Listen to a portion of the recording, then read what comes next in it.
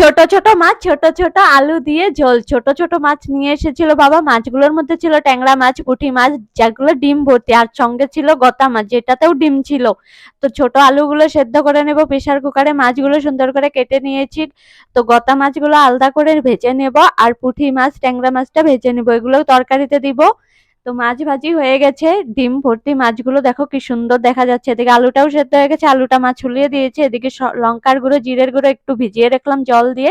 কড়াইয়ে ফোড়নের জন্য সর্ষের তেল, জিরে, পেঁয়াজ কুচি, টমেটো কুচি একটু ভেজে নিয়ে সেদ্ধ করে রাখা আলুটাও দিয়ে দেবো, সঙ্গে লবণ হলুদ একটু ভেজে নিয়ে এবার লঙ্কা আর জিরে গুঁড়োটা দিয়ে দিব।